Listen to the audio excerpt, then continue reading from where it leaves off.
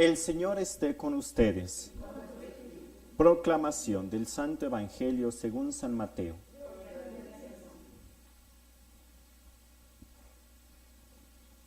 En aquel tiempo Jesús dijo a sus apóstoles: Yo los envío como ovejas en medio de lobos. Sean pues precavidos como las serpientes y sencillos como las palomas. Cuídense de la gente, porque ellos los llevarán a los tribunales, los azotarán en las sinagogas y los llevarán ante gobernadores y reyes por mi causa. Así darán testimonio de mí ante ellos y ante los paganos. Pero cuando los entreguen, no se preocupen por lo que van a decir o por la forma de decirlo, porque en ese momento se les inspirará lo que deben decir. Pues no serán ustedes los que hablen, sino el Espíritu de su Padre, el que hablará por ustedes. El hermano entregará a su hermano a la muerte, el padre a su hijo. Los hijos se levantarán contra sus padres y los matarán. Todos los odiarán a ustedes por mi causa, pero el que persevere hasta el fin se salvará. Cuando los persigan en una ciudad, huyan a otra. Yo les aseguro que no alcanzarán a recorrer todas las ciudades de Israel antes de que venga el Hijo del Hombre. Palabra del Señor. Glorificaciones, Carlos, para que puedan tomar asiento. Hubo un momento en la vida de Jesús, en la vida de Pedro, en la que Jesús había tomado la resolución y sabía que había llegado la hora. Y entonces, juntando a sus apóstoles, les dijo: nos vamos a Jerusalén. Y comenzaron a caminar. Jesús sabía dónde iba, los apóstoles no.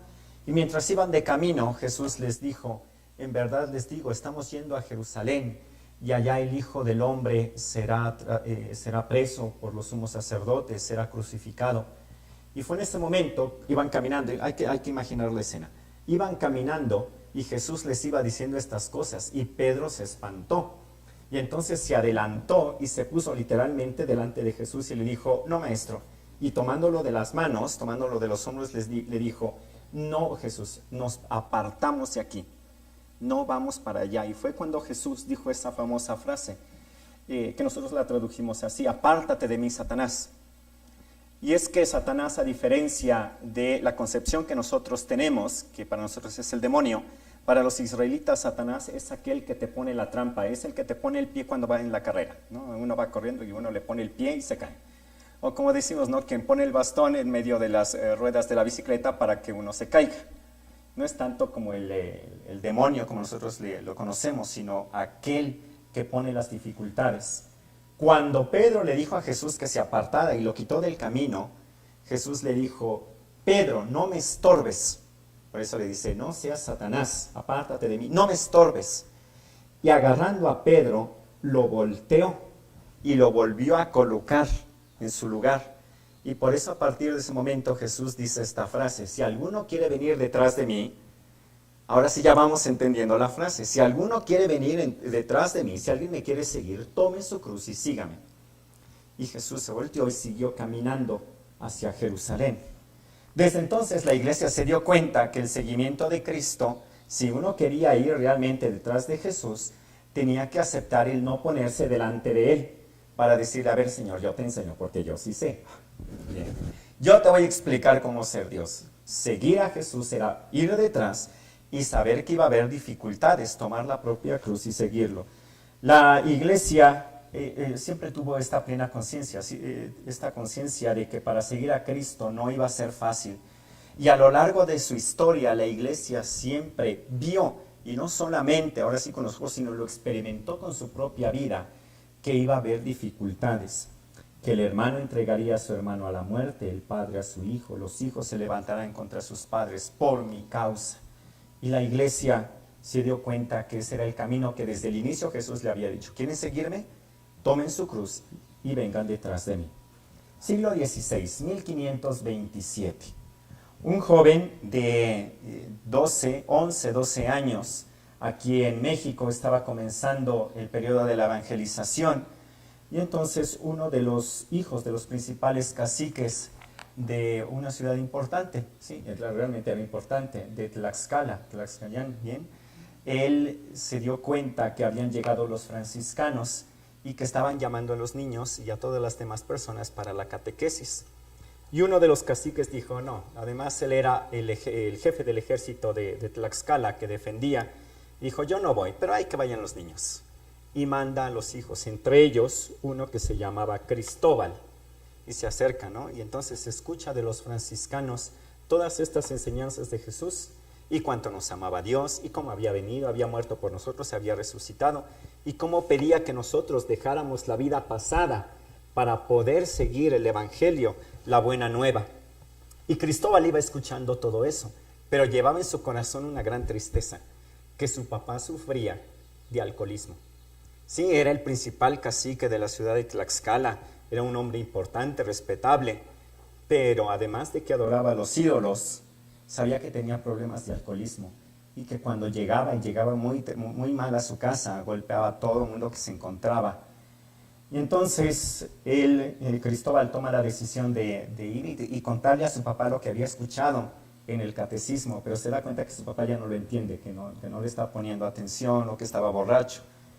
Y fue cuando Cristóbal toma una decisión, cuando no está su papá y con el deseo de que su papá se salvara, tomó los ídolos que él tenía y los destruyó, y todo el pulque que tenía lo vació.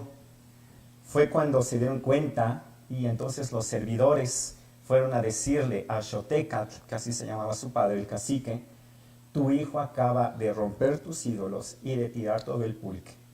¡Oh, tragedia!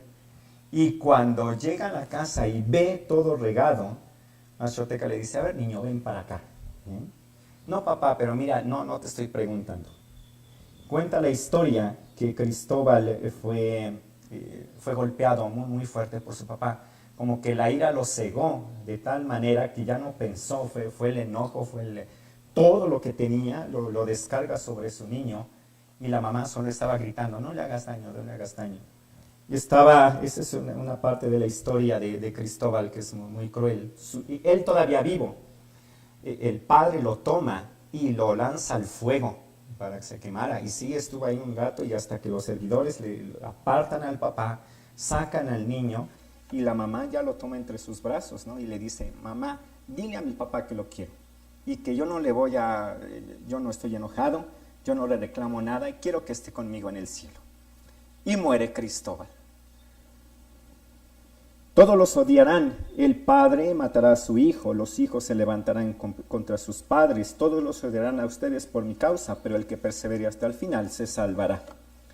Este fue un testimonio, este es uno de los 3 niños mártires que el Papa Francisco canonizó hace poco, y fue el primer testimonio de mártires laicos aquí en México. Y a mí me gusta recordar esta historia cuando se lee este evangelio, porque sí, efectivamente, ya hemos encontrado, y lo vamos a encontrar en nuestra familia, ¿bien? Vámonos a misa. Mamá, no quiero. ¿Bien? Papá, no quiero y no voy. Ay, mamá, ya te vas otra vez a rezar, tú con tus cosas, y nosotros que estamos aquí en la casa, ¿qué?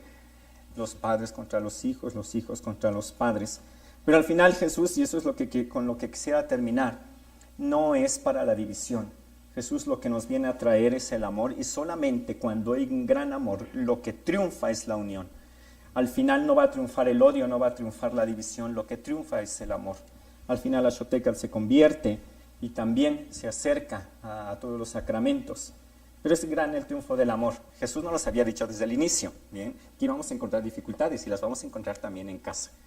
Bien, cuando el hijo se ponga en contra, cuando el esposo, la esposa, vamos a encontrar dificultades, pero cuando hay amor y Dios está presente, va a vencer el amor. Es que vamos a pedir a nuestro Señor que nos conceda la gracia, primero de darnos cuenta que su seguimiento es difícil, y que en nuestro corazón venza siempre el amor, ese amor que nos va a mantener en el amor y en la unidad. Que así sea.